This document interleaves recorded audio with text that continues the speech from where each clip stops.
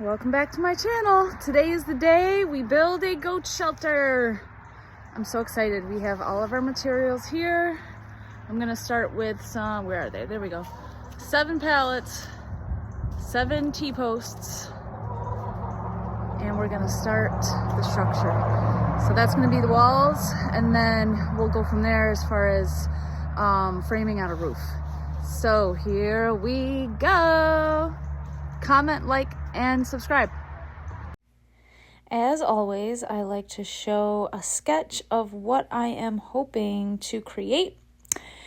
So this is basically what I'm picturing in my head. I don't know if it's going to come out exactly like this, but I have pallets down below, like I mentioned, and then 2x4s are going to go up to kind of structure out a roof. So I'm picturing kind of like pallets on the bottom, probably covered with plywood or wooden paneling, and then like a space, an opening, where the roof will lay on top. So hopefully that gives some good ventilation. Kind of like a hut is how I'm picturing it. So a couple things went wrong here. I paid for 5-foot T-posts, but they loaded me up with 7-foot T-posts. So they were really way too long.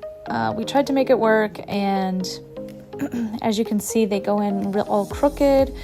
I think we're gonna still use them, but I did switch out the rest of them. I returned them and got the 5-foot T-posts, so that definitely helped with the other pallets that we had to put up.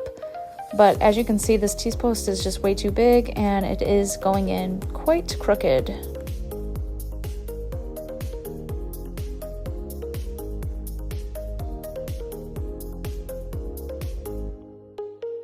Also, working with pallets is a little tricky because none of them are exactly the same. So they were roughly the same size, but I'm going to show you at the end of the video why some of these won't work. So the T-post is going in the middle of the pallet to hold it in place, like kind of structure it to the ground a little bit. And some of the pallets are missing the back side. So temporarily, you'll see at the end, but temporarily I'm just covering it with a little piece of plywood to hold it in place. But we are planning on putting plywood around the whole thing, so it should be okay in the end. But working with pallets is free, but it also has its challenges for sure. And although I don't need anything super fancy, I am not loving the way it looks with the T-post poking out the top. So hopefully I can fix that once I get the plywood around the sides. Maybe it can go as high as those T-posts to hide it a little bit, but hopefully we can make it look nice.